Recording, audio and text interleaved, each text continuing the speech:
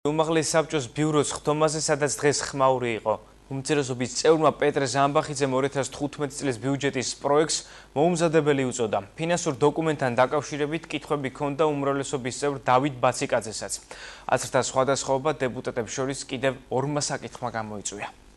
კონკრეტულ ხარჯვეკითხები, რომელიც ხარჯი არის გაზრდილი, რომელია დაკლებული. საფინანსო კომისიის თავმჯდომარე არ იცის რა ხარჯები ხდება ბიუჯეტში. ბატონო პეტრე ზამბახიძე დაუბრუნდა ამ საკითხებზე.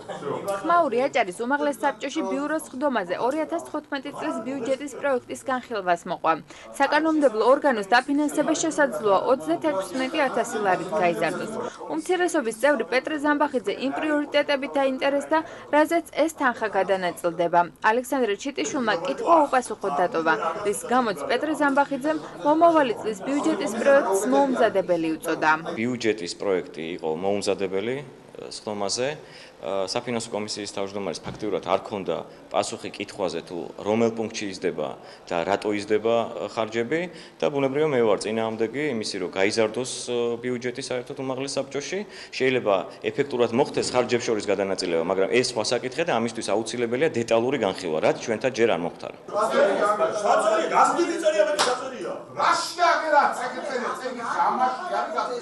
ბიუჯეტის პროექტთან დაკავშირებით კითხვები ჰქონდა უმრავლესობის წევრ დავით ბაციკაძესაც. მან საკითხის კომისიებში განხილვას მხარი იმიტომ არ დაუჭირა, რომ არ იცის კონკრეტულად რა მიმართულებით დაიხარჯება საბიუჯეტო თანხები. ბაციკაძის აზრით, ფინანსური დოკუმენტის განხილვაში დეპუტატები უფრო აქტიურად უნდა იყვნენ ჩართულები. მაინტერესებდა ჩაშლილი ბიუჯეტი, რომ შეიძლება რაღაც მუხლებში სხვა პრიორიტეტებია გამოჩენილი და რა პრიორიტეტებია, რა დაგეგმა საფინანსო დეპარტამენტმა, ეს მაინტერესებს, ქონდა შარშანწინაც იმ მოწვევაშიც, ყველა მოწვევაში ერთნაირად ვიზახი. ჩემი ბრალია ეთყობა და აუცილებლად ინიციირებით წავა, რომ ყოველთვის როდესაც წავა ამ საკითხზე საუბარი, უმაღლეს საბჭოს ყველა დეპუტატს დაურიგდეს ეს ფორმას მოვიფიქრებთ, რომ თავიდანვე ვიცოდეთ რა როგორაა და აქტიურად რო იყოს შაბმული უმაღლეს საბჭოს დეპუტატები. უმცირესობის შენიშვნებს საფინანსო, საბიუჯეტო და ეკონომიკურ საკითხთა კომისიის თავმჯდომარე ალექსანდრე ჩიტიშვილი გამოეხმაურა.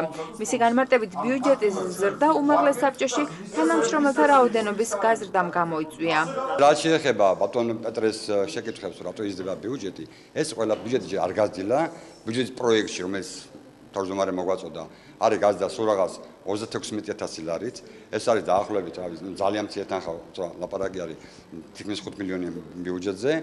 აი ეს თანხის მიზანშეწონილობა გაიზრდება თუ არ გაიზრდება, ამას განსაზღვრავენ კომისიები. ფინანსები ერთადერთი საკითხი არ ყოფილა, რასაც ბიუროს ხდომაზე კამათი მოყვა. ალექსანდრე ჩიტიშვილის ინიციატივას, რომლის თანახმადაც შესაძლოა აპარატის მომხელეთა საკვალიფიკაციო მოთხოვნები შეიცვალოს, უმრავლესობის წევრმა მხარი არ დაუჭირა. სულხან ხულონტი ამბობს, რომ აპარატის მომხელეთა საკვალიფიკაციო მოთხოვნების ყოველწლიურად ცვლა მიუღებელია. საუბარი არის დეპარტამენტებში, კომისიებში დასაქმებული ადამიანების შესახებ და საკვალიფიკაციო ნორმებად არის დადგენილი, პირობითად ჯანდაცვის კომისიაში არის სპეციალურად მითითებული უმაღლესი რა ტიპის განათლება უნდა ქონდეს ადამიანს. ის უნდა იყოს ძალიან ახლოს, ასე ვთქვათ, ჯანდაცვის სფეროსთან. შესაბამისად ეს იქნა მიღებული და ეხა ამის ნაცვლებაზე არის საუბარი, რომელსაც მე პირადად არ ვეთანხმებ. ბიუროს წევრებმა საკანონმდებლო ორგანოს აპარატში სტაჟიორთა ანაზღაურების საკითხიც განიხილეს, რომელიც დეპუტატების გადაწყვეტილებით კორექტირებისთვის კომისიას უკან დაუბრუნდა.